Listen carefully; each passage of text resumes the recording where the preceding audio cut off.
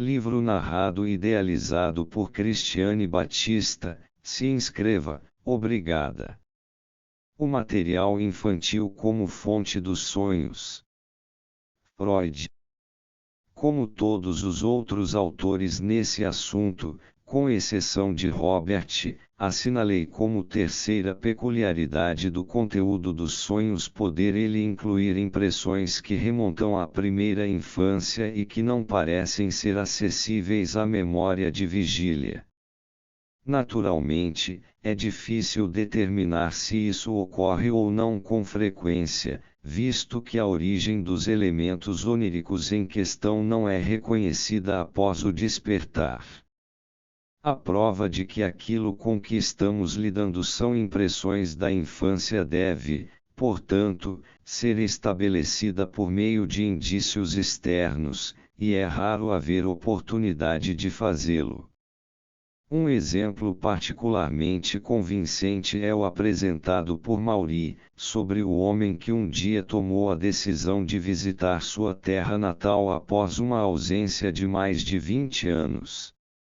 Durante a noite que antecedeu a partida, sonhou que estava num lugar inteiramente desconhecido e que ali encontrava um estranho na rua e conversara com ele.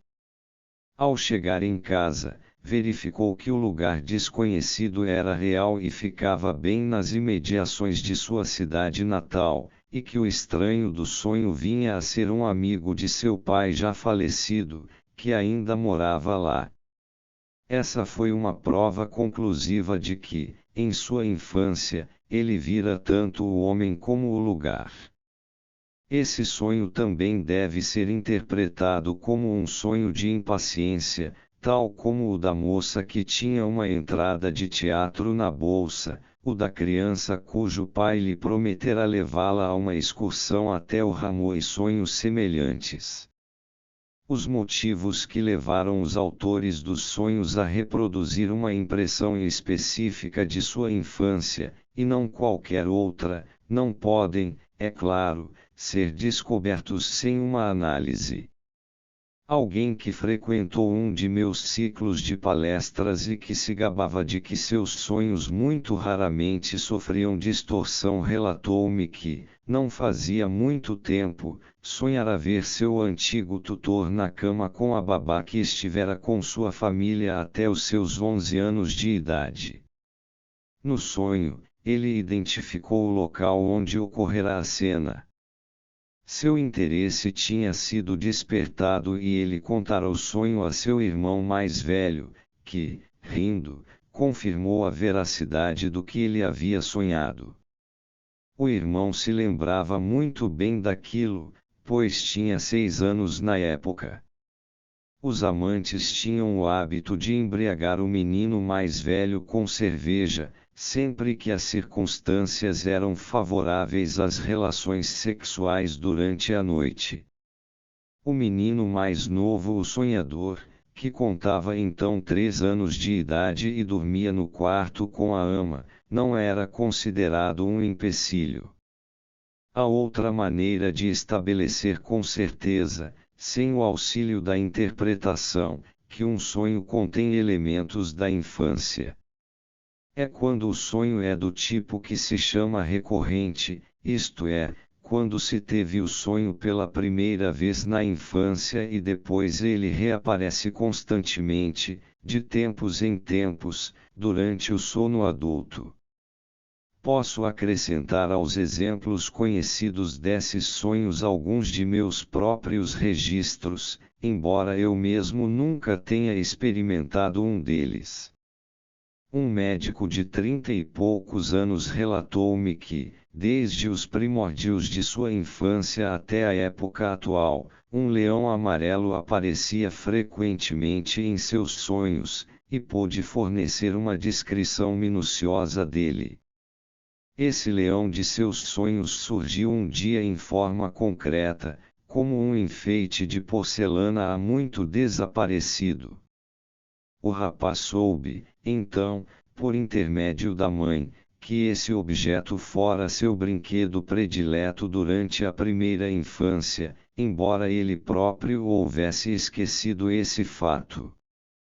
Se passarmos agora do conteúdo manifesto dos sonhos para os pensamentos oníricos que só a análise revela, constataremos, para nosso espanto, que as experiências da infância também desempenham seu papel em sonhos cujo conteúdo jamais levaria alguém a supô-lo. Devo um exemplo particularmente agradável e instrutivo de um sonho dessa natureza ao meu respeitado colega do Leão Amarelo. Depois de ler a narrativa de Nancy sobre sua expedição polar, ele sonhou que estava num campo de gelo e aplicava ao bravo explorador um tratamento galvânico contra um ataque de ciática do qual ele estava sofrendo. No processo de análise do sonho, ele pensou numa história que datava de sua infância e que, aliás, foi a única coisa a tornar o sonho inteligível. Um belo dia, quando tinha 3 ou 4 anos, ele ouvira os mais velhos conversarem sobre viagens de descobrimento e perguntara ao pai se aquilo era uma doença grave. Evidentemente, confundira reis em viagens com reis sincólicas, e seus irmãos e irmãs providenciaram para que ele jamais esquecesse esse erro embaraçoso. Houve um exemplo semelhante disso quando, no transcurso de minha análise do sonho da monografia sobre o gênero Cyclamen, tropecei na lembrança infantil de meu pai, quando eu era um garoto de 5 anos, dando-me um livro com ilustrações coloridas para que eu o destruísse. Talvez se possa pôr em dúvida se essa lembrança realmente desempenhou algum papel na determinação da forma assumida pelo conteúdo do sonho, ou se, antes, não terá sido o processo de análise que estruturou subsequentemente a ligação. Mas a abundância de elos associativos e seu entrelaçamento justificam nossa aceitação da primeira alternativa. Cyclamen flor favorita prato predileto alcachofras, desmantelar como a uma alcachofra, folha por folha, expressão que soa constantemente em nossos ouvidos em relação ao desmembramento paulatino do Império Chinês, herbário traças de livros, cujo alimento favorito são os livros. Além disso, posso assegurar a meus leitores que o sentido último do sonho, que não revelei, está intimamente relacionado com o assunto da cena infantil. No caso de outro grupo de sonhos, demonstra-nos a análise que o desejo real que instigou o sonho e cuja realização é por ele representada provém da infância, de modo que, para nossa surpresa, verificamos que a criança e seus impulsos continuam vivos no sonho. Neste ponto, retomarei mais uma vez a interpretação de um sonho que já verificamos ser instrutivo, o sonho em que meu amigo R era meu tio. Acompanhamos sua interpretação até o ponto de reconhecer nitidamente como uma de suas motivações meu desejo de ser nomeado para o cargo de professor, e explicamos a afeição que senti no sonho por meu amigo R como um produto de oposição e revolta contra as calúnias a meus 2 colegas contidas nos pensamentos oníricos. O sonho foi meu mesmo, portanto, posso prosseguir sua análise dizendo que meus sentimentos ainda não estavam satisfeitos com a solução até então alcançada. Eu sabia que no estado de vigília minha opinião sobre os colegas que foram tão maltratados nos pensamentos oníricos teria sido bem diferente, e a força de meu desejo de não partilhar do destino deles na questão da indicação parecia-me insuficiente para explicar a contradição entre minhas avaliações deles no estado de vigília e no sonho. Se fosse realmente verdade que minha ânsia de que se dirigissem a mim por um título diferente era tão forte assim, isso mostrava uma ambição patológica que eu não reconhecia em mim mesmo e que acreditava ser-me estranha. Eu não saberia dizer como as outras pessoas que acreditavam conhecer-me iriam julgar-me a esse respeito. Talvez eu fosse realmente ambicioso, mas, sendo assim, minha ambição há muito se transferira para objetos bem diferentes do título e do posto de professor extraordinários. Qual, então, poderia ter sido a origem da ambição que produziu o sonho em mim? Nesse ponto, recordei-me de uma história que ouvira muitas vezes em minha infância. Na época de meu nascimento, uma velha camponesa profetizara à minha orgulhosa mãe que, com seu primeiro filho, ela havia trazido ao mundo um grande homem. Essas profecias devem ser muito comuns, existem inúmeras mães cheias de expectativas felizes e inúmeras velhas camponesas e outras do gênero que compensam a perda de seu poder de controle sobre as coisas do mundo atual concentrando-o no futuro. Nem teria a profetisa nada a perder com o que disse. Teria sido esta a origem de minha sede de grandeza. Mas isso me fez recordar outra experiência, que datava dos últimos anos de minha infância e oferecia uma explicação ainda melhor.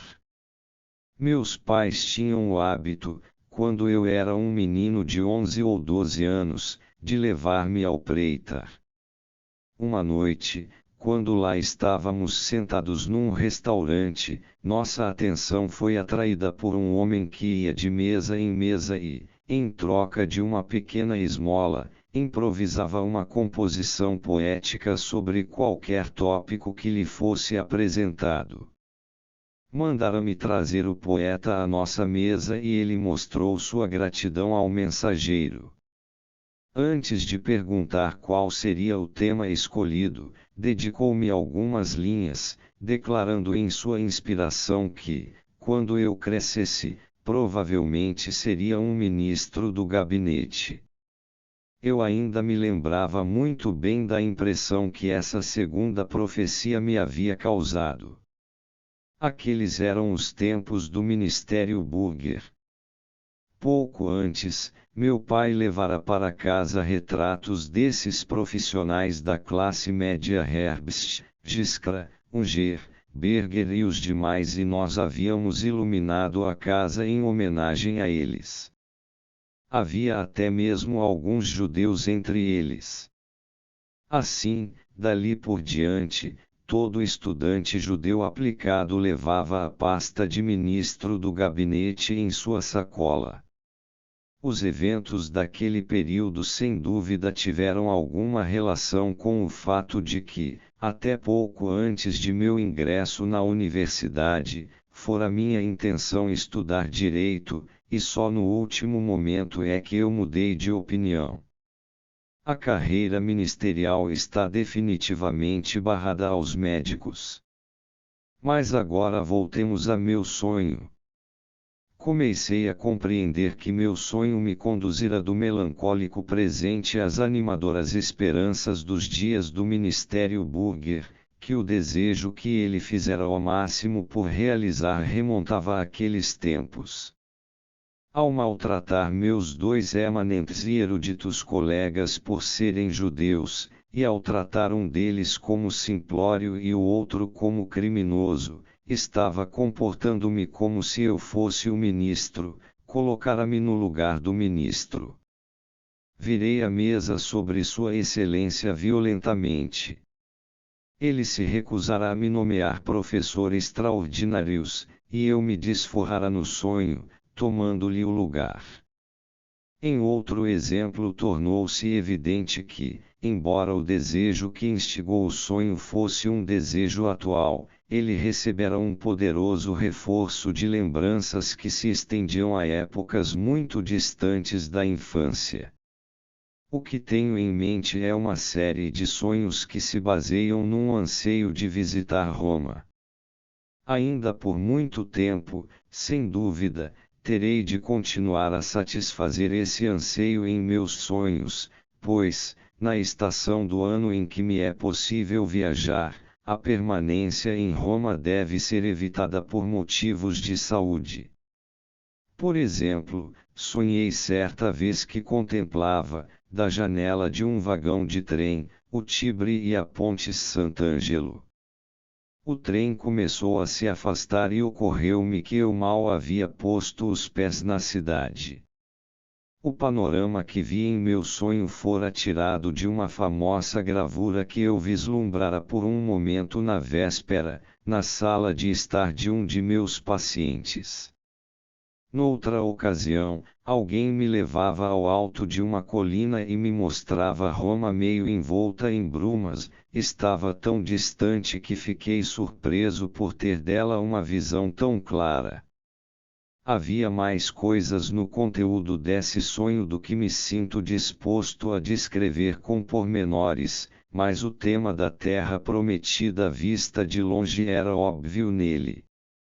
A cidade que assim vi pela primeira vez, imersa em brumas, era Lübeck, e o protótipo da colina ficava em Gleichenberg. Num terceiro sonho, eu finalmente chegara a Roma, como o próprio sonho me informou, mas fiquei desapontado ao constatar que o cenário estava longe de ter um caráter urbano. Havia um estreito regato de águas negras, numa de suas margens havia penhascos negros e, na outra, pradarias com grandes flores brancas. Notei um certo senhor Zucker, que eu conhecia ligeiramente, e decidi perguntar-lhe o caminho para a cidade. Eu estava claramente fazendo uma vã tentativa de ver, em meu sonho, uma cidade que jamais vira na vida de vigília. Decompondo a paisagem do sonho em seus elementos, descobri que as flores brancas me levavam a Ravenna, que eu tinha visitado e que, pelo menos por algum tempo, suplantara Roma como capital da Itália.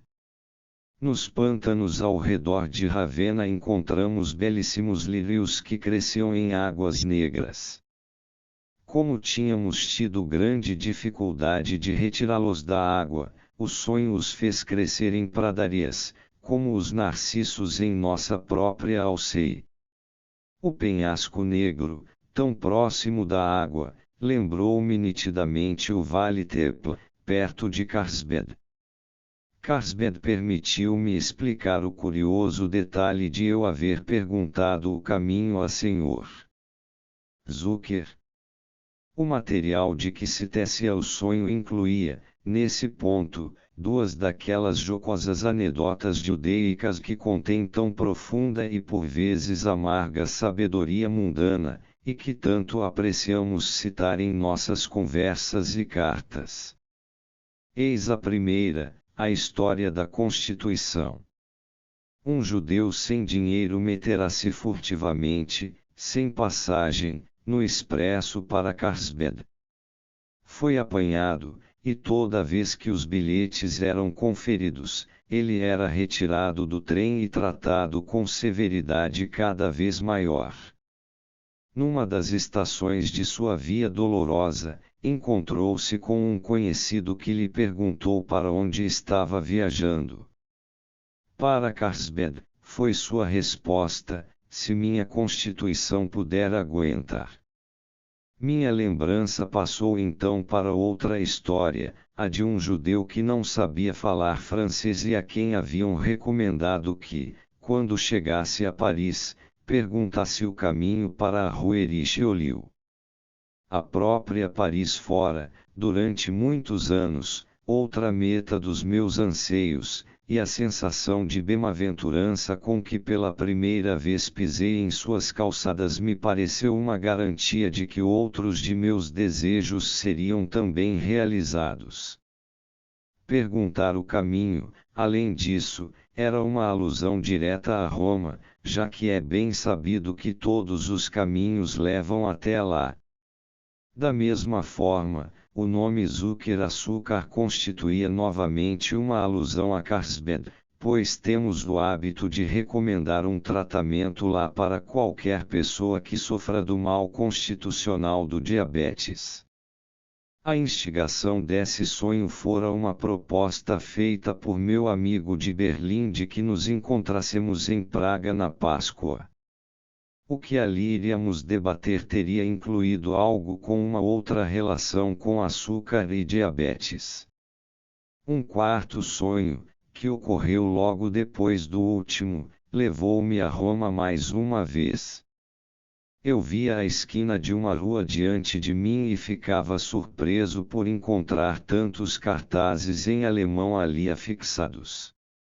Eu escrevera a meu amigo na véspera, com uma visão profética, dizendo achar que Praga talvez não fosse um lugar agradável para as perambulações de um alemão. Assim, o sonho expressou, ao mesmo tempo, o desejo de encontrá-lo em Roma, em vez de em uma cidade boêmia, e um desejo, que provavelmente remontava aos meus dias de estudante, de que a língua alemã fosse mais tolerada em Praga. Aliás, devo ter compreendido o tcheco nos primeiros anos de minha infância, pois nasci numa pequena cidade da Moravia com uma população eslova. Uma canção de Ninar tcheca, que ouvi quando tinha 17 anos, fixou-se em minha memória com tal facilidade que até hoje posso repeti-la, embora não tenha nenhuma ideia do que significa. Assim, também não faltavam ligações com meus primeiros anos de infância nesses sonhos. Foi em minha última viagem à Itália, que, entre outros lugares, me fez passar pelo lago Trasimene, que finalmente depois de ter visto o Tibre e de ter retornado com tristeza quando me encontrava apenas a 50 milhas de Roma descobri de que maneira meu anseio pela cidade eterna fora reforçado por impressões de minha mocidade.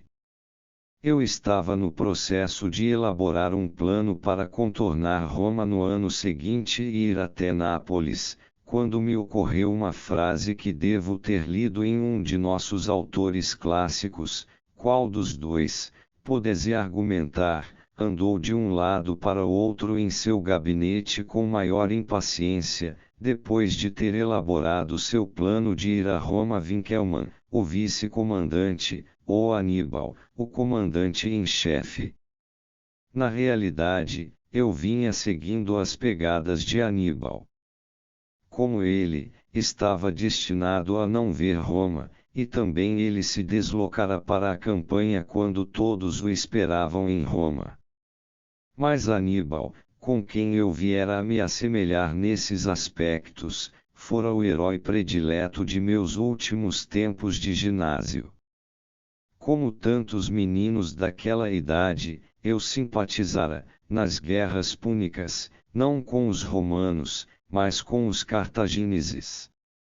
E quando nas séries mais avançadas comecei a compreender pela primeira vez o que significava pertencer a uma raça estrangeira, e os sentimentos antissemitas entre os outros rapazes me advertiram de que eu precisava assumir uma posição definida, a figura do general semita elevou-se ainda mais em meu conceito.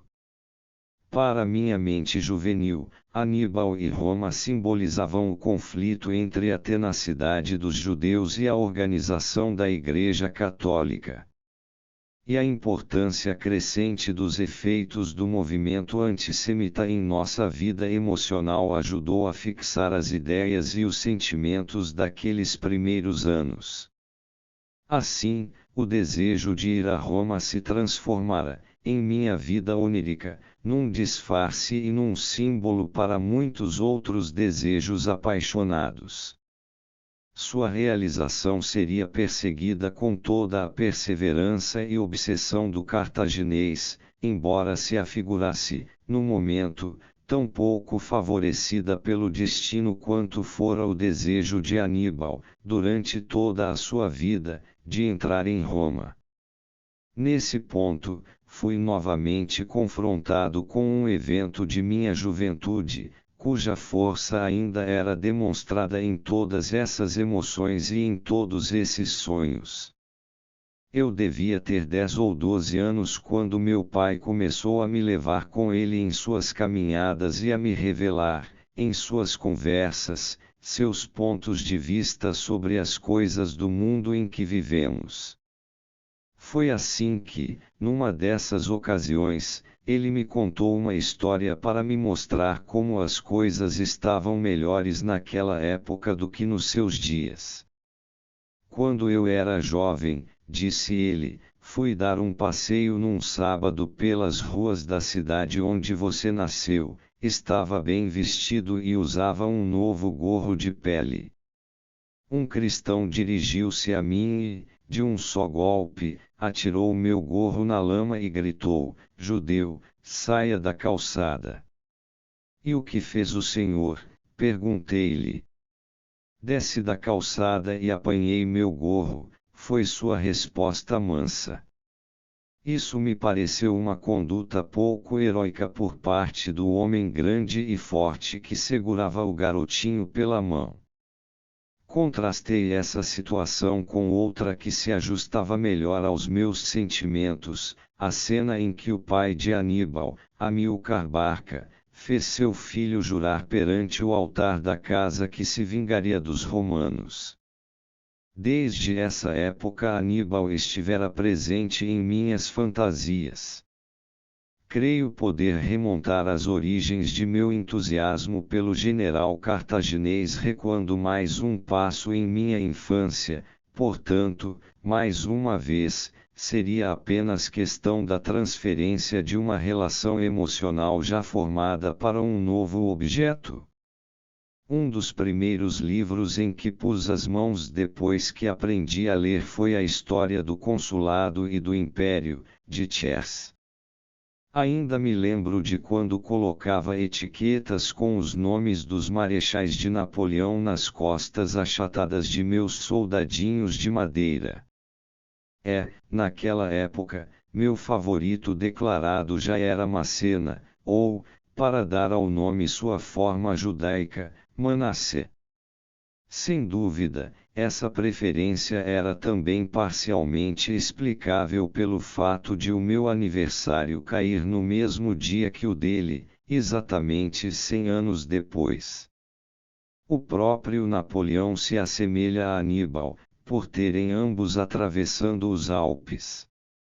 É possível até que o desenvolvimento desse ideal marcial possa ser remetido a uma época ainda mais remota de minha infância, a época em que, com a idade de 3 anos, eu tinha uma estreita relação, às vezes amistosa, mas às vezes hostil, com um menino 1 ano mais velho que eu, e aos desejos que essa relação deve ter suscitado no mais fraco de nós dois. Quanto mais alguém se aprofunda na análise de um sonho, com mais frequência chega ao rastro de experiências infantis que desempenharam seu papel entre as fontes do conteúdo latente desse sonho. Já vimos que é muito raro um sonho reproduzir as recordações de tal maneira que elas constituam, sem abreviação ou modificação, a totalidade de seu conteúdo manifesto. Não obstante, há alguns exemplos indubitáveis da ocorrência disso e posso acrescentar mais alguns, novamente relacionados com cenas de infância. Apresentou-se a um de meus pacientes num sonho uma reprodução quase não distorcida de um episódio sexual, que foi prontamente reconhecida como uma lembrança verdadeira. Sua recordação do evento, de fato, nunca se perderá por completo na vida de Vigília, embora tivesse sido muito obscurecida, e seu ressurgimento foi consequência do trabalho já realizado na análise. Aos 12 anos, o sonhador fora visitar um colega de escola que estava acamado, e este, provavelmente num movimento acidental, descobriu o corpo. À vista dos órgãos genitais do amigo, meu paciente foi tomado por uma espécie de compulsão e também se descobriu, segurando o pênis do outro. O amigo olhou-o com indignação e assombro, ao que ele, tomado de grande embaraço, largou-o. Essa cena se repetiu num sonho 23 anos depois, incluindo todos os pormenores de seus sentimentos na época. Modificou-se, porém, no sentido de que o sonhador assumiu o papel passivo em vez do ativo, enquanto a figura de seu colega de escola foi substituída por alguém pertencente à sua vida contemporânea. É verdade que, de modo geral, a cena da infância só é representada no conteúdo manifesto do sonho por uma alusão, e só se pode chegar a ela através de uma interpretação do sonho. Tais exemplos, quando registrados, não trazem grande convicção, visto que, por via de regra, não existe nenhuma outra prova da ocorrência dessas experiências da infância. Quando remontam a uma idade muito prematura, elas já não são reconhecidas como lembranças. A justificação geral para que se infira a ocorrência dessas experiências infantis a partir dos sonhos é proporcionada por toda uma série de fatores do trabalho psicanalítico que são coerentes entre si e, portanto, parecem suficientemente confiáveis. Se eu registrar algumas dessas experiências infantis conjecturais arrancadas de seu contexto para fins de interpretação dos sonhos, talvez elas não causem grande impressão, especialmente por eu não poder citar todo o material em que se basearam as interpretações. Não obstante, não permitirei que isso me impeça de relatá-las. 1. Todos os sonhos de uma de minhas pacientes se caracterizavam por ela estar sempre apressada, estava sempre com uma pressa enorme de chegar a algum lugar a tempo de não perder um trem, e assim por diante. Num dos sonhos, ela ia visitar uma amiga, a mãe lhe disse que tomasse um táxi e que não fosse a pé, mas, em vez disso, ela saiu correndo e a toda hora levava um tombo. O material que surgiu na análise levou a lembranças de correr de um lado para o outro e de fazer travessuras na infância. O leitor sabe o que os vienenses chamam de einirrets, uma investida, uma corrida furiosa. Um sonho específico relembrou o jogo infantil predileto de dizer uma frase, Die Carrante, bis essa e fiel a vaca correu até cair, tão depressa que ela soa como se fosse uma única palavra disparatada, outra corridinha, na verdade. Todas essas correrias inocentes com as amiguinhas foram lembradas porque tomavam o lugar de outras menos inocentes. 2. Eis aqui o sonho de outra paciente. Ela estava numa grande sala em que havia todo tipo de máquinas, tal como imaginava que seria um instituto ortopédico. Disseram-lhe que eu não dispunha de tempo e que ela teria que receber o tratamento junto com outros 5. Ela se recusou, porém, e não queria deitar-se na cama ou lá o que fosse que se destinava a ela. Ficou a um canto e esperou que eu lhe dissesse que não era verdade. Entre mentes, os outros riam dela e diziam que essa era a sua maneira de ir levando. Simultaneamente, era como se ela estivesse fazendo uma porção de quadradinhos. A primeira parte do conteúdo desse sonho relacionava-se com o tratamento e era uma transferência para mim. A segunda parte encerrava uma alusão a uma cena da infância. As duas partes estavam ligadas pela menção à cama. O Instituto Ortopédico remontava a uma observação feita por mim, na qual eu comparara o tratamento, tanto em sua extensão quanto em sua natureza, a um tratamento ortopédico. Quando comecei seu tratamento, vi-me compelido a dizer-lhe que, no momento, não dispunha de muito tempo para ela, embora depois pudesse dedicar-lhe 1 hora inteira diariamente. Isso mexeu com sua antiga sensibilidade, que constitui um traço predominante do caráter das crianças inclinadas à histeria. Elas são insaciáveis em matéria de amor.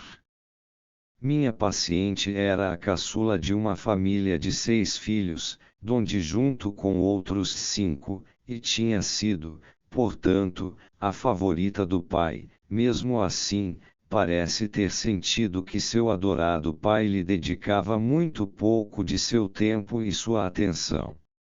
Sua espera de que eu lhe dissesse que não era verdade tinha a seguinte origem: um jovem aprendiz de alfaiate levara-lhe um vestido e ela lhe dera o dinheiro em pagamento.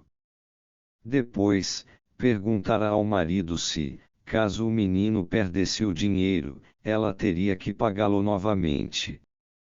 O marido, para implicar com ela, dissera-lhe que sim. A implicância no sonho. Ela continuou a perguntar-lhe repetidas vezes e esperou que ele dissesse, afinal, que não era verdade.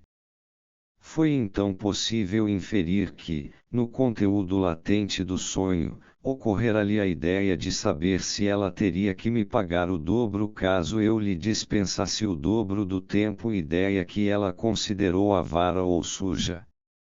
A falta de asseio na infância é muitas vezes substituída nos sonhos pela avareza. O elo entre as duas é a palavra sujo.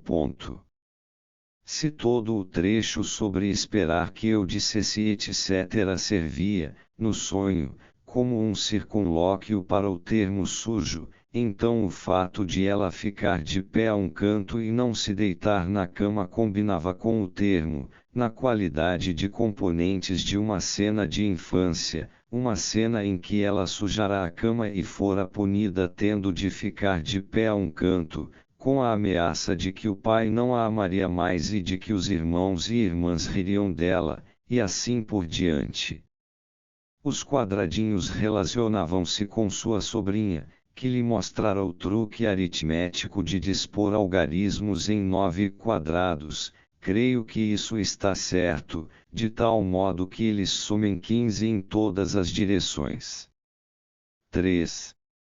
Um homem sonhou o seguinte: viu 2 meninos brigando, filhos de tanoeiros, a julgar pelas ferramentas que se achavam por perto. Um dos meninos jogou o outro no chão, o que foi derrubado usava brincos de pedras azuis. Ele correu em direção ao atacante com sua bengala erguida, para castigá-lo. Este correu em busca de proteção até uma mulher que estava de pé junto a uma cerca de madeira, como se fosse a mãe dele. Era uma mulher da classe operária e estava de costas para o sonhador.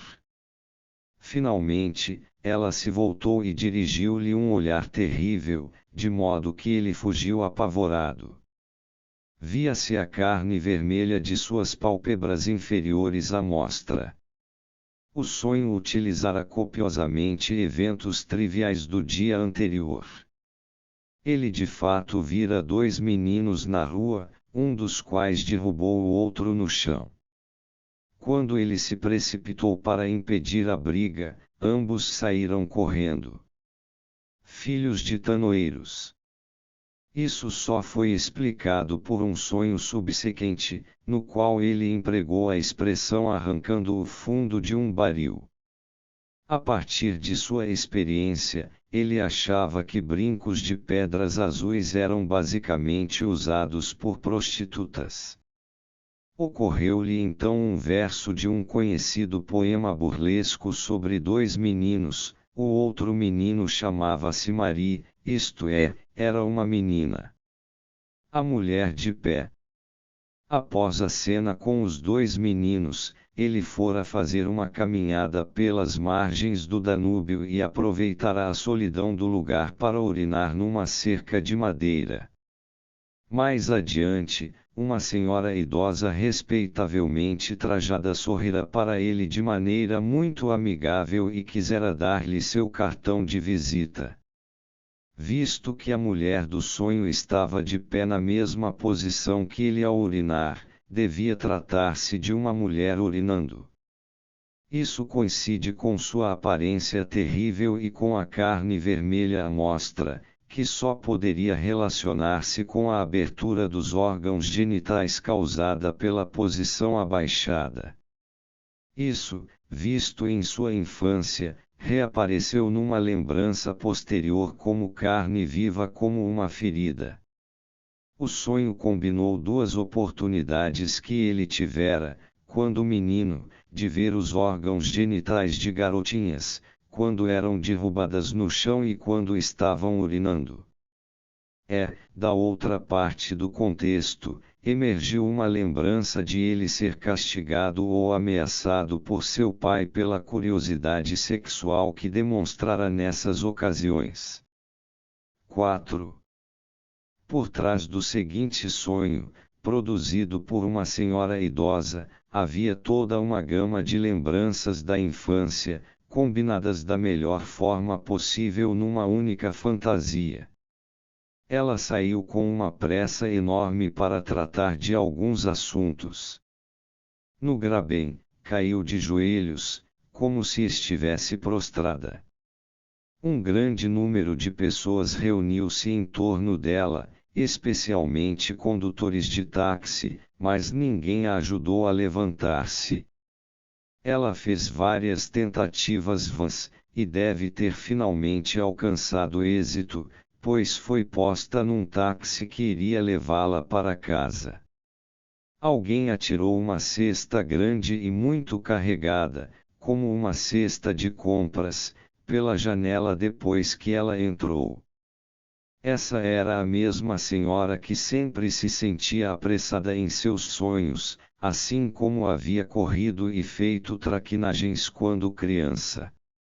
A primeira cena do sonho derivava, evidentemente, da visão de um cavalo caído. Da mesma forma, o termo prostrada referia-se à corrida de cavalos. Em sua juventude, ela cavalgara, e, sem dúvida, quando era ainda mais nova, tinha realmente sido um cavalo. O cair relacionava-se com uma lembrança da primeira infância, ligada ao filho de 17 anos do zelador da casa, que caíra na rua com um ataque epilético e fora levado para casa numa carruagem. Ela, naturalmente, apenas ouvira falar sobre isso, mas a ideia dos ataques epiléticos, da doença das quedas, dominará sua imaginação e, mais tarde, influenciará a forma assumida por seus próprios ataques histéricos. Quando uma mulher sonha que está caindo, isso tem quase invariavelmente uma conotação sexual, ela se imagina como uma mulher decaída. Este sonho, em particular, praticamente não deixou qualquer margem para dúvidas, já que o local onde minha paciente caiu foi o Graben, uma parte de Viena que é notória como área de prostituição. A cesta de compras Korb levou a mais de uma interpretação. Fez com que se lembrasse de numerosas recusas Korb que fizera a seus pretendentes, bem como das que ela própria se queixava de ter recebido posteriormente. Isso também estava ligado ao fato de que ninguém a ajudou a levantar-se, o que ela mesma explicou como uma recusa. A cesta de compras lembrou-lhe ainda fantasias que já haviam surgido em sua análise, nas quais ela era casada com alguém de condição social muito inferior à sua e tinha de fazer as compras de mercado ela própria. Finalmente, a cesta podia servir como um objeto característico de uma criada. Nesse ponto, surgiram outras lembranças da infância. Em primeiro lugar, de uma cozinheira que fora despedida por furto, e que caíra de joelhos e suplicara para ser perdoada. Ela própria tinha 12 anos naquela época.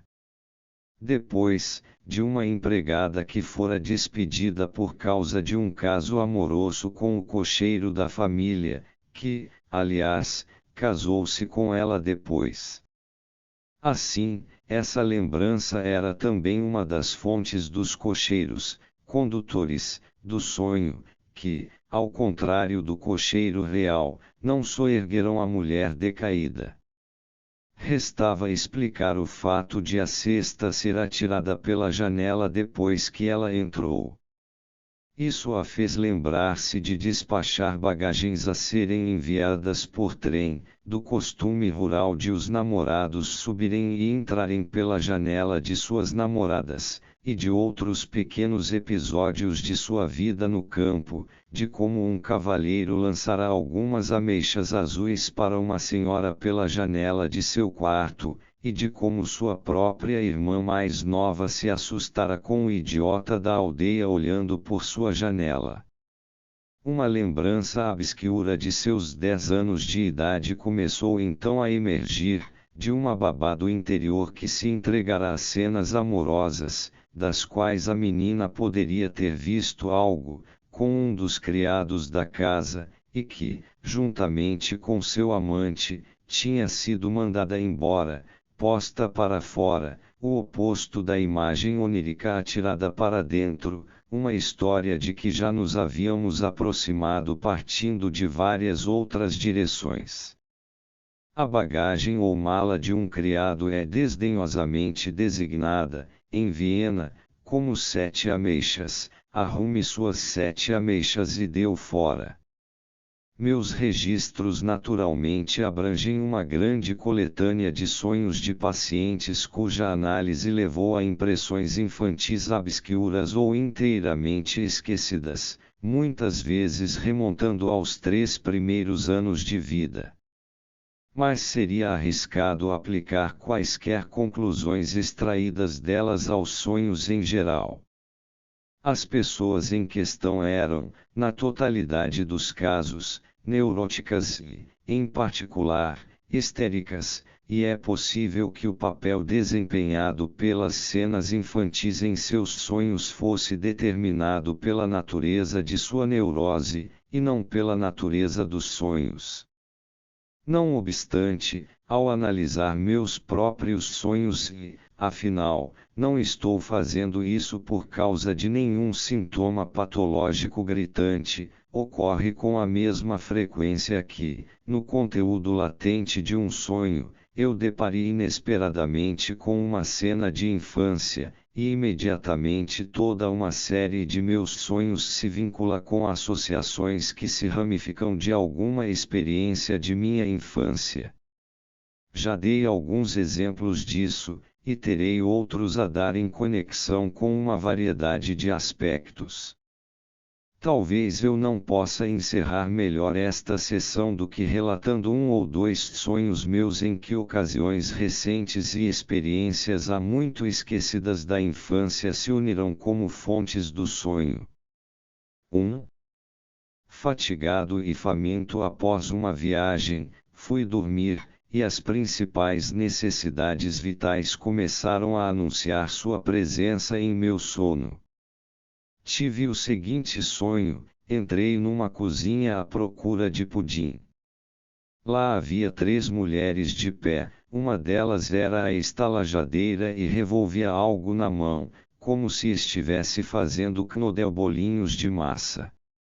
Ela respondeu que eu devia esperar até que ela estivesse pronta. Essas não foram palavras pronunciadas com clareza. Fiquei impaciente e saí com um sentimento de ofensa. Vesti um sobretudo. Mas o primeiro que experimentei era longo demais para mim. Tirei-o, bastante surpreso ao verificar que era forrado de pele. O segundo que vesti tinha uma longa tira com um desenho turco gravado. Um estranho de rosto alongado e barbicha pontuda apareceu e tentou impedir-me de vesti-lo, dizendo que era dele. Mostrei-lhe então que era todo bordado com um desenho turco. Ele perguntou: que tem os desenhos, galões, turcos a ver com o senhor? Mas, em seguida, ficamos muito amáveis um com o outro. Quando comecei a analisar esse sonho, pensei inesperadamente no primeiro romance que li, quando contava 13 anos, talvez, aliás, comecei no fim do primeiro volume. Nunca soube o nome do romance ou de seu autor, mas guardo uma viva lembrança de seu final. O herói enlouquecia e ficava a chamar pelos nomes das 3 mulheres que haviam trazido maior felicidade e dor para sua vida. Um desses nomes era Pelagie. Eu ainda não tinha nenhuma ideia de onde levaria essa lembrança na análise. Em relação às 3 mulheres, pensei nas 3 parcas que fiam o destino do homem, e soube que uma das 3 mulheres, a estalajadeira do sonho, era a mãe que dá a vida, e além disso, como no meu próprio caso, dá à criatura viva seu primeiro alimento. O amor e a fome, reflete, reúnem-se no seio de uma mulher. Um rapaz que era grande admirador da beleza feminina falava, certa vez, assim diz a história, da bonita ama de leite que o amamentara quando ele era bebê. Lamento, observou ele, não ter aproveitado melhor aquela oportunidade. Eu tinha o hábito de citar esse caso para explicar o fator da ação postergada no mecanismo das psiconeuroses.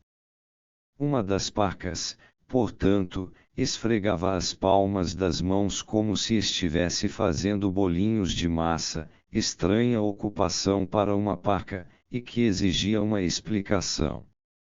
Esta foi fornecida por outra lembrança anterior de minha infância. Quando tinha 6 anos de idade e recebi de minha mãe as primeiras lições, esperava-se que eu acreditasse que éramos todos feitos de barro, e, portanto, que ao barro deveríamos retornar. Isso não me agradou e expressei dúvidas sobre a doutrina. Ao que então minha mãe esfregou as palmas das mãos exatamente como fazia ao preparar bolinhos de massa, só que não havia massa entre elas, e me mostrou as escamas enegrecidas de epidermis produzidas pela fricção como prova de que éramos feitos de barro. Meu assombro ante essa demonstração visual não teve limites, e aceitei a crença que posteriormente iria ouvir expressa nas palavras, do Bist der Natureinentadschuldig.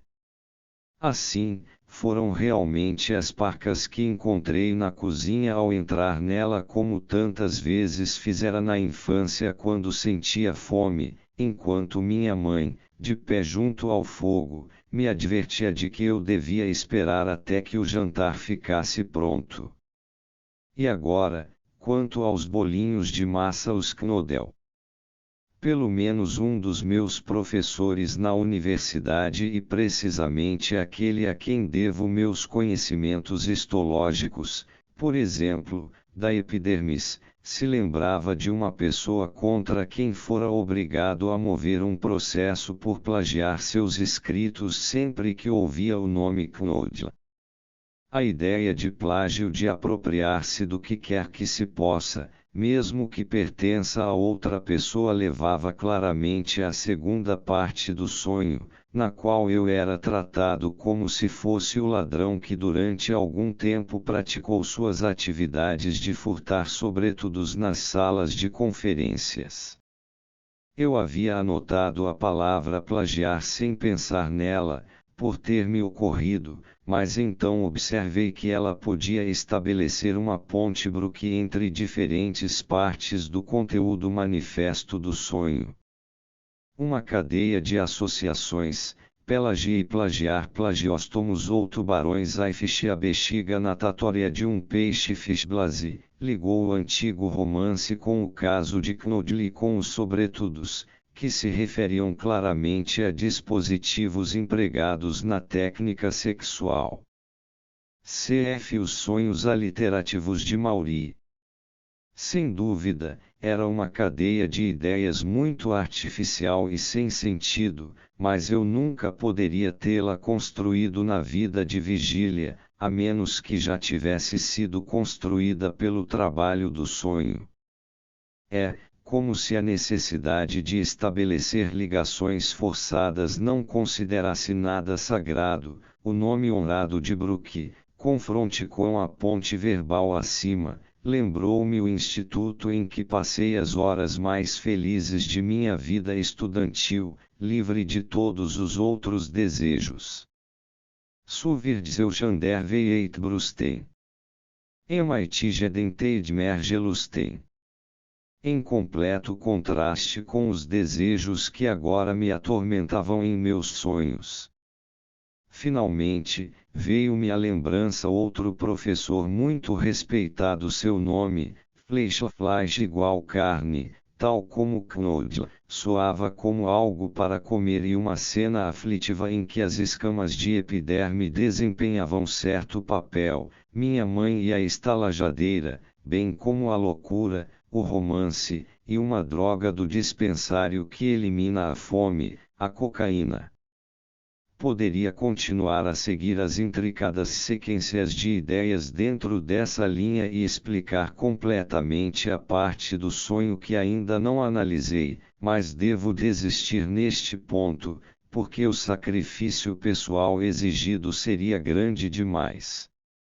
Apanharei apenas um dos fios da meada, que está apto a nos levar diretamente a um dos pensamentos do sonho subjacentes a essa confusão. O estranho de rosto alongado e barba pontuda que tentou impedir que eu vestisse o sobretudo tinha as feições de um lojista dispalato, de quem minha mulher comprara diversos artigos turcos. Chamava-se Papovic, nome equívoco sobre o qual um escritor humorístico, Stettenheim, já fez um comentário sugestivo. Ele me disse o nome e, enrubescendo, pressionou minha mão. Mais uma vez, apanhei-me fazendo mau uso de um nome, como já fizera com Pelagie, Knoedler, Brooke e Fleischl. Seria difícil negar que brincar com nomes dessa maneira era uma espécie de travessura infantil. Mas, se eu me entregava a isso, era como um ato de retaliação, pois meu próprio nome fora alvo de gracejos leves como esses em incontáveis ocasiões. Goethe, lembrei-me, comentara em algum lugar a sensibilidade das pessoas em relação a seus nomes, como parecemos transformar-nos neles como se fossem nossa própria pele. Ele dissera isso a propos de um verso escrito sobre seu nome por Herder. Der du von Gott nabstast, von Gott noder vankute. Suicider Gott der Bilder Altzustob. Notei que minha digressão sobre o tema do uso incorreto dos nomes estava apenas levando a essa queixa. Mas devo fazer uma interrupção aqui. A compra que minha mulher fez em Spalato lembrou-me uma outra compra, feita em Cataro, em relação à qual eu fora cauteloso demais, de modo que perdi uma oportunidade de fazer ótimas aquisições. Cf. a oportunidade não aproveitada com a ama de leite. Pois uma das ideias que minha fome introduziu no sonho foi esta: nunca se deve desprezar uma oportunidade, mas sempre tomar o que se pode, mesmo quando isso implica praticar um pequeno delito. Nunca se deve desprezar uma oportunidade, já que a vida é curta e a morte, inevitável. Uma vez que essa lição de Carpe Diem tinha, entre outros sentidos, uma conotação sexual, e uma vez que o desejo que ela expressava não se detinha ante a ideia de agir mal, ele tinha motivos para temer a censura e foi obrigado a se ocultar atrás de um sonho.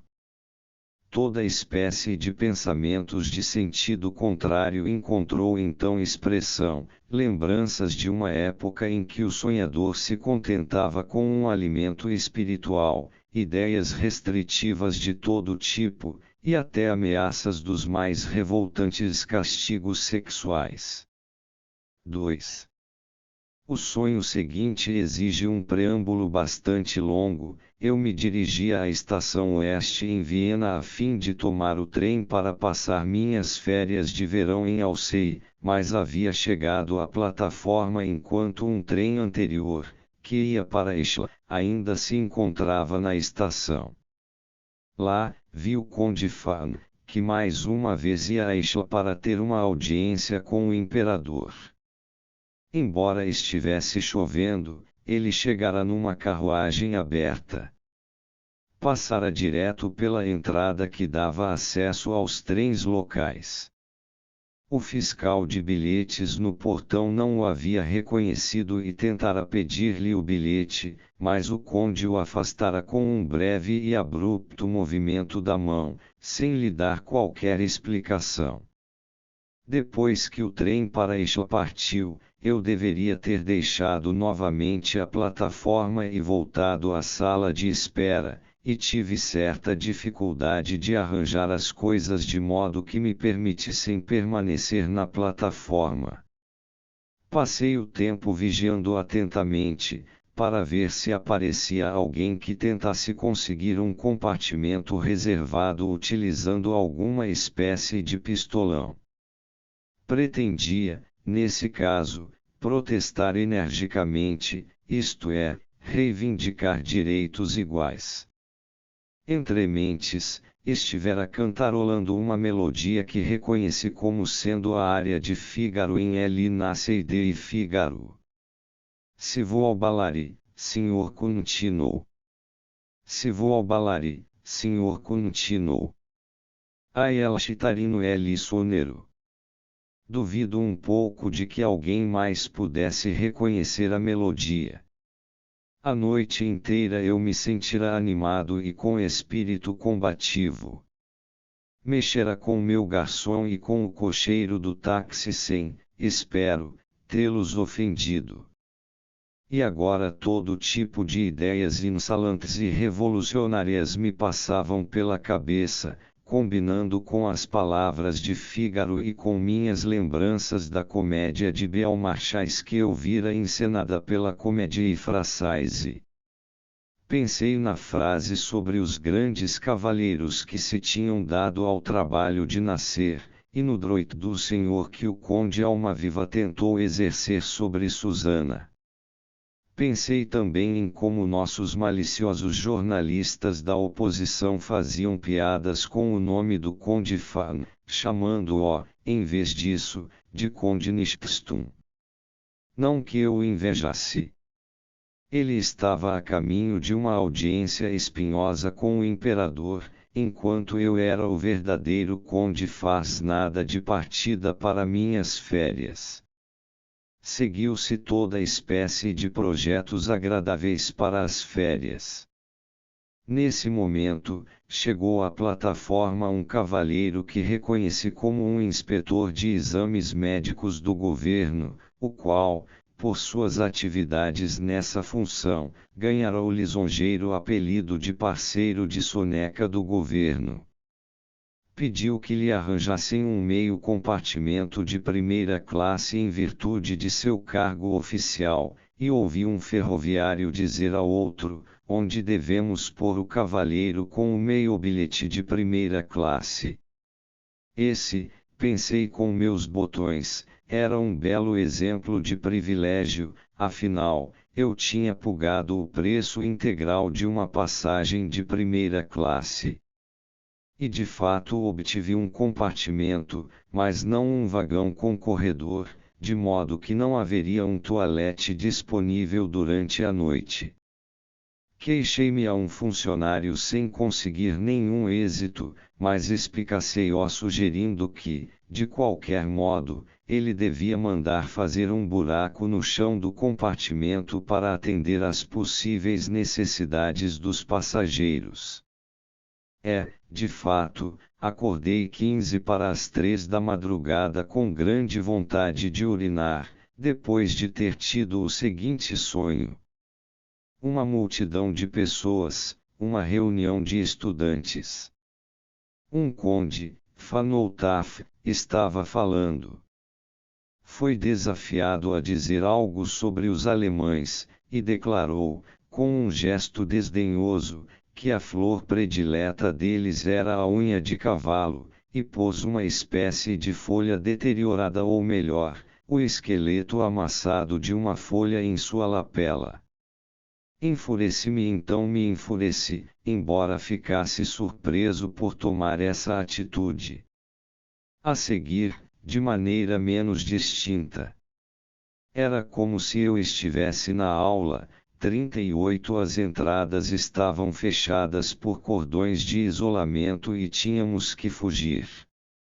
Abri caminho por uma série de salas lindamente mobiliadas, evidentemente dependências ministeriais ou públicas, com móveis estofados numa cor entre o marrom e o violeta. Por fim, cheguei a um corredor onde estava sentada uma zeladora, uma mulher corpulenta e idosa. Evitei dirigir-lhe a palavra, mas, evidentemente, ela achou que eu tinha o direito de passar, pois perguntou se devia acompanhar-me com o candeeiro. Indiquei-lhe, com uma palavra ou um gesto, que ela devia parar na escadaria, e achei que estava sendo muito astuto por evitar assim a fiscalização na saída. Cheguei ao térreo e encontrei um caminho ascendente estreito e íngreme, pelo qual segui. Tornando-se indistinto novamente. Era como se o segundo problema fosse sair da cidade, tal como o primeiro fora sair da casa. Eu estava num tilbury e ordenei ao cocheiro que me levasse a uma estação. Não posso ir com o senhor ao longo da linha férrea, disse eu, depois de ele ter levantado alguma objeção, como se eu o tivesse fatigado demais. Era como se eu já tivesse viajado com ele parte da distância que normalmente se percorre de trem. As estações estavam fechadas por cordões de isolamento. Fiquei sem saber se deveria ir para Krems ou Znaim, mas refleti que a corte estaria residindo lá, de modo que optei por Graz ou algum lugar assim. Estava agora sentado no compartimento, que era como um vagão da Stadtbahn na ferrovia suburbana, e em minha lapela eu trazia um objeto singular pregueado e alongado, e ao lado dele algumas violetas de cor castanho-violeta feitas de um material rígido. Isso impressionava muito as pessoas. Nesse ponto, a cena se interrompeu. Eu estava de novo em frente à estação, mas dessa vez em companhia de um cavalheiro idoso. Pensei num plano para permanecer incógnito, e então vi que esse plano já fora posto em prática. Era como se pensar e experimentar fossem uma coisa só. Ele parecia ser cego, pelo menos de um olho, e eu lhe entreguei um urinol de vidro para homens, que tivemos de comprar ou tínhamos comprado na cidade. Logo, eu era enfermeiro e tinha de dar-lhe o urinol porque ele era cego. Se o condutor nos visse assim, por certo nos deixaria sair sem reparar em nós.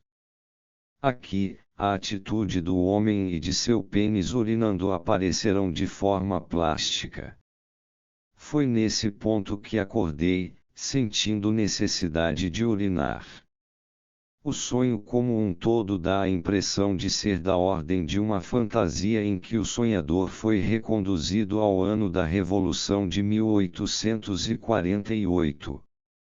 Algumas lembranças desse ano me tinham sido recordadas pelo jubileu do imperador Francisco José em 1898, bem como uma curta viagem que eu fizera ao Wachau, no decorrer da qual visitara Immersdorf, o local de retiro do líder estudantil Fischoff, a quem certos elementos do conteúdo manifesto do sonho talvez aludissem.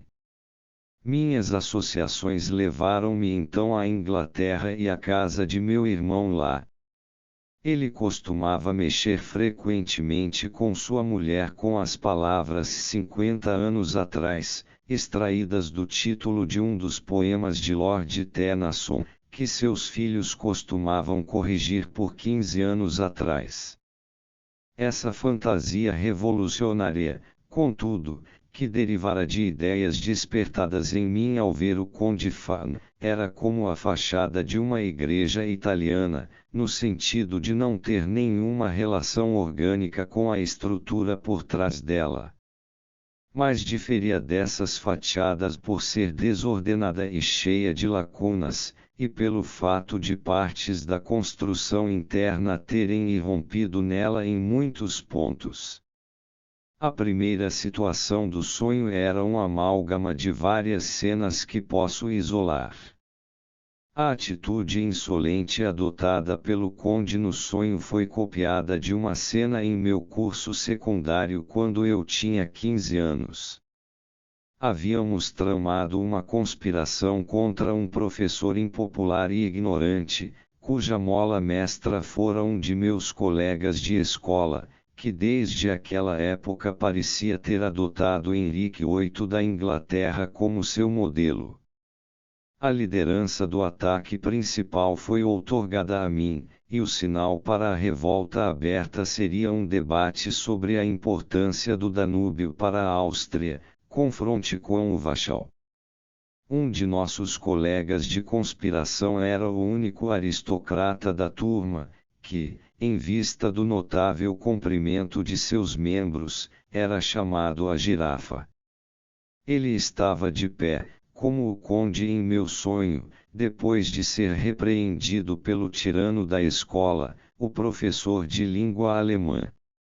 A flor predileta e o colocar em sua lapela algo da natureza de uma flor, que por último me fez pensar numas orquídeas que eu levara no mesmo dia para uma amiga e também numa rosa de Jericó, era um lembrete marcante da cena de uma das peças históricas de Shakespeare que representava o início das Guerras das Rosas Vermelhas e Brancas.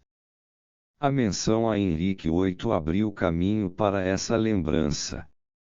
A partir desse ponto, foi apenas um passo para os cravos vermelhos e brancos. Dois pequenos dísticos, um em alemão e o outro em espanhol, insinuaram-se na análise nesse ponto. Rosen, Tulpen, Nelken, Ale Blumenwelken. Isabelita, no Loris, que se marchitam as flores. O aparecimento de um dístico espanhol reconduziu ao Fígaro. Aqui em Viena, os cravos brancos tinham se tornado um emblema do antissemitismo e os vermelhos, dos social-democratas. Por trás disso havia a lembrança de uma provocação antissemita durante uma viagem de trem pelos belos campos da Saxônia, confronte com o anglo-saxão. A terceira cena que contribuiu para a formação da primeira situação do sonho datava de meus primeiros tempos de estudante. Houve um debate num clube alemão de estudantes sobre a relação entre a filosofia e as ciências naturais. Eu era um jovem imaturo, cheio de teorias materialistas, e me lancei à frente para dar expressão a um ponto de vista extremamente unilateral.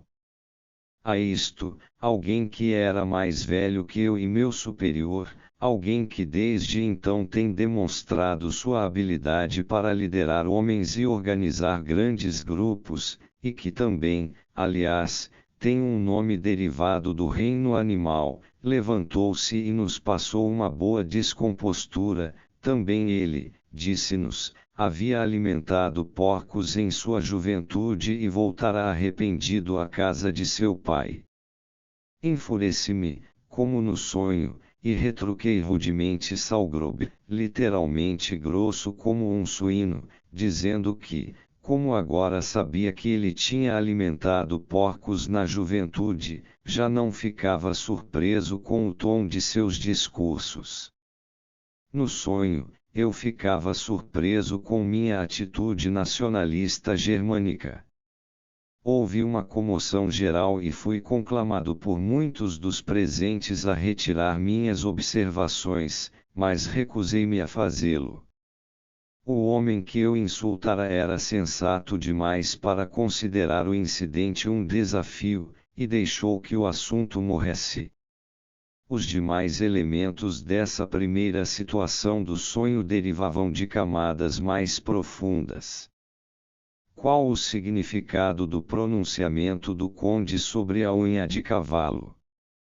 Para encontrar a resposta, segui uma série de associações: unha de cavalo flattish, literalmente alface do casco, alface salada, cão de manjedoura salatund, literalmente cão da salada. Aqui estava uma coleção de xingamentos. Girafiaf corresponde, em alemão, a macaco, suíno, cachorro, e eu poderia ter chegado a burro, se tivesse feito um desvio por outro nome e insultado mais outro professor acadêmico. Além disso, traduzi unha de cavalo, não sei se acertada ou erroneamente, pelo francês piscinlit. Essa informação derivava do germinal, de Zola, no qual se mandava uma criança colher essa planta para fazer salada.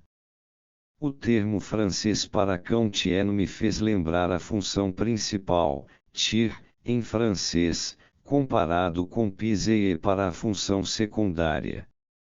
Breve, pensei, eu teria coligido exemplos de impropriedades nos 3 estados da matéria: sólido, líquido e gasoso, pois esse mesmo livro, Germinal, que muito tinha a ver com a revolução iminente, continha um relato de uma espécie muito peculiar de competição para a produção de uma excreção gasosa conhecida pelo nome de flatus. Vi então que o caminho que levava a flatus fora preparado com grande antecedência, de Flores, passando pelo dístico espanhol, Isabelita, Isabel e Fernão, Henrique VIII, história inglesa, até a armada que navegou contra a Inglaterra e após cuja derrota cunhou-se uma medalha com a inscrição Flavite dissipat sunt, pois a tempestade dispersara a esquadra espanhola. Eu havia pensado, meio seriamente, em usar essas palavras como epígrafe do capítulo sobre terapia, se algum dia chegasse a ponto de produzir um relato pormenorizado de minha teoria e tratamento da histeria. Passando agora ao segundo episódio do sonho, estou impossibilitado de lidar com ele com tantos detalhes em consideração à censura. Ocorre que eu estava me colocando no lugar de um prestigioso personagem daqueles tempos revolucionários, que também tivera uma aventura com uma águia a de ler e que se diz ter sofrido de incontinência intestinal, e assim por diante. Pensei comigo mesmo que não havia justificativa para eu passar pela censura nesse ponto, muito embora a maior parte da história me tivesse sido narrada por um ofrata, um conciliarius aulicus conselheiro da corte confronticoam. Aula. A sucessão de aposentos públicos do sonho provinha do carro-salão de Sua Excelência, que eu conseguira vislumbrar. Mas as salas Zimmer também significavam mulheres Frauenzimmer, como ocorre com frequência nos sonhos, nesse caso, mulheres públicas.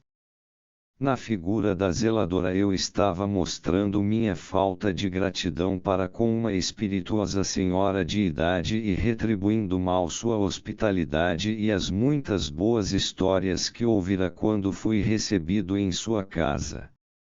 A alusão ao candeeiro remontava a Gril Parzer, que introduziu um encantador episódio de natureza semelhante, pelo qual ele passara na realidade, em sua tragédia sobre Hero e Leandro, Desmirziuen der Liebe velem as ondas do mar e do amor a armada e a tempestade. 46 Devo também abster-me de qualquer análise pormenorizada dos dois episódios restantes do sonho. Simplesmente selecionarei os elementos que conduzem às duas cenas de infância exclusivamente em função das quais embarquei no exame desse sonho. Pode-se suspeitar, com justa razão, que o que me obriga a fazer essa supressão é o material sexual, mas não há necessidade de nos contentarmos com essa explicação. Afinal, há muitas coisas de que se tem que fazer segredo para outras pessoas, mas das quais não se guarda nenhum segredo para si próprio, e a questão aqui não é a razão por que sou obrigado a ocultar a solução, mas diz respeito aos motivos da censura interna que esconderão de mim o verdadeiro conteúdo do sonho. Por isso, devo explicar que a análise desses três últimos episódios do sonho mostrou que eles eram gabolices impertuantes, produtos de uma megalomania absurda que há muito havia sido suprimida de minha vida de vigília, e algumas de suas ramificações haviam até mesmo chegado ao conteúdo manifesto do sonho. Por exemplo, achei que estava sendo muito astuto, e a qual, aliás, explicava meu exuberante bom humor na noite que antecedeu o sonho. A presunção se estendia a todas as esferas, por exemplo, a menção a Graz remontava à gíria qual é o preço de Graz, que externa a autossatisfação de uma pessoa que se sente extremamente bem de vida. O primeiro episódio do sonho pode também ser incluído entre as fanfarronices por qualquer um que se lembre do incomparável relato do grande Rabelais sobre a vida e os atos de Gargantua e seu filho Pantagruel. Eis o material relativo a duas cenas de infância que prometi a meus leitores. Eu havia comprado uma mala nova para a viagem, de cor castanho-violeta. Esta cor aparece mais de uma vez no sonho, as violetas de tom castanho-violeta feitas de material rígido e, ao lado delas, uma coisa conhecida por Madchen Fanger pegamoças e os móveis dos aposentos ministeriais. As crianças geralmente acreditam que as pessoas ficam impressionadas com qualquer coisa nova.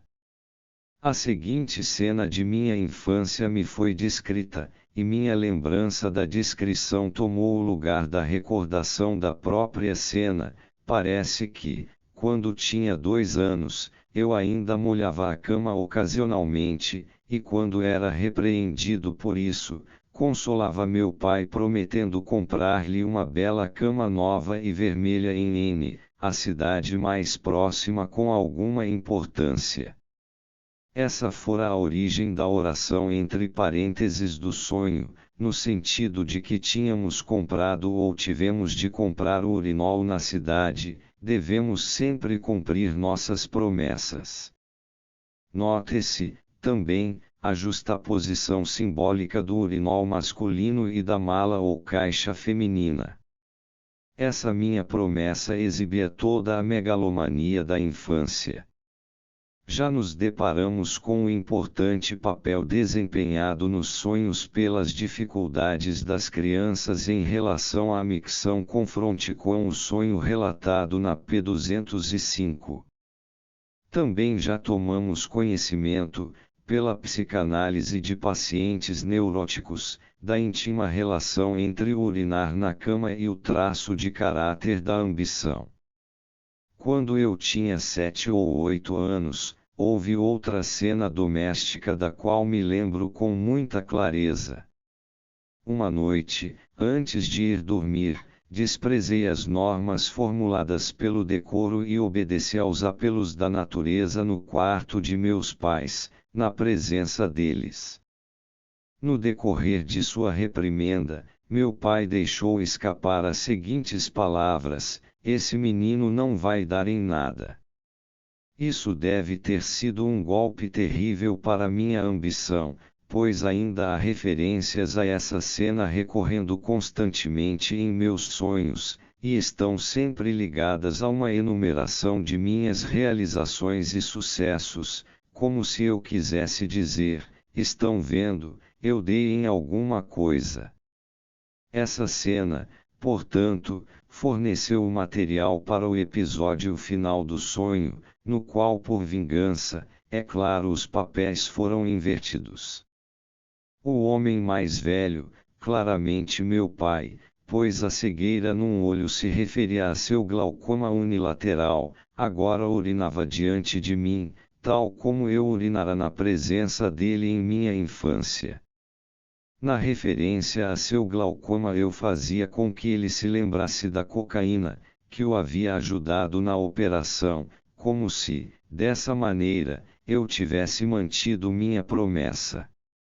Além disso, estava me divertindo à sua custa, tinha de entregar-lhe o urinol porque ele era cego e me deleitava com as alusões a minhas descobertas ligadas à teoria da histeria, das quais me sentia muito orgulhoso.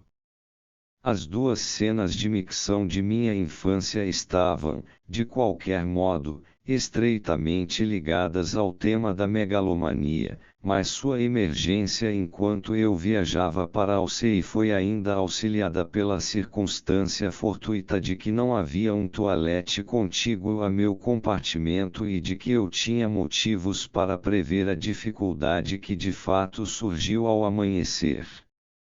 Despertei com as sensações de uma necessidade física.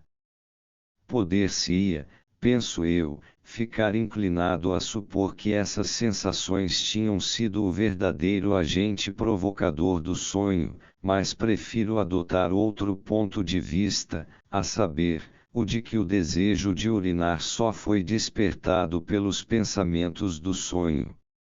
É muito raro eu ser perturbado em meu sono por necessidades físicas de qualquer natureza, sobretudo no horário em que acordei nessa ocasião, aos 15 para as 3 da madrugada. E talvez possa refutar uma outra objeção observando que em outras viagens, realizadas em condições mais confortáveis, raramente senti necessidade de urinar quando acordava cedo. Mas, seja como for, não há mal algum em deixar esse ponto sem solução. Minhas experiências na análise dos sonhos chamaram ainda a minha atenção para o fato de que as sequências de ideias que remontam à mais remota infância surgem até mesmo de sonhos que parecem, à primeira vista, ter sido inteiramente interpretados, visto que suas fontes e seu desejo instigador são descobertos sem dificuldade. Vi-me, portanto, obrigado a perguntar a mim mesmo se essa característica não seria mais uma precondição essencial do sonhar. Enunciado em termos gerais, isso implicaria que todo sonho estaria ligado, em seu conteúdo manifesto, a experiências recentes, e, em seu conteúdo latente, às experiências mais antigas. E de fato pude mostrar, em minha análise da histeria, que essas experiências antigas permanecem recentes, no sentido próprio do termo, até o presente imediato. Ainda é extremamente difícil demonstrar a verdade dessa suspeita, e terei de voltar, com respeito a outra questão, capítulo 7, a um exame do provável papel desempenhado pelas experiências primitivas da infância na formação dos sonhos. Das 3 características da memória nos sonhos, enumeradas no início deste capítulo, uma a preferência pelo material não essencial no conteúdo dos sonhos foi satisfatoriamente esclarecida ao se atribuir sua origem à distorção dos sonhos. podemos confirmar a existência das outras duas, a ênfase no material recente e no material infantil, mas não podemos explicá-las com base nos motivos que nos levam a sonhar. Essas duas características, cuja explicação e apreciação ainda não foram descobertas, não devem ser esquecidas.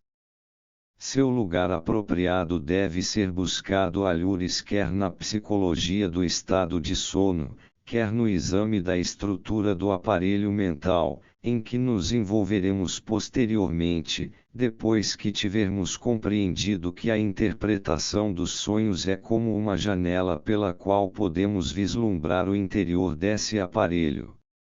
Existe, contudo, outra inferência decorrente destas últimas análises de sonhos, para a qual chamarei a atenção imediatamente. Os sonhos muitas vezes parecem ter mais de um sentido.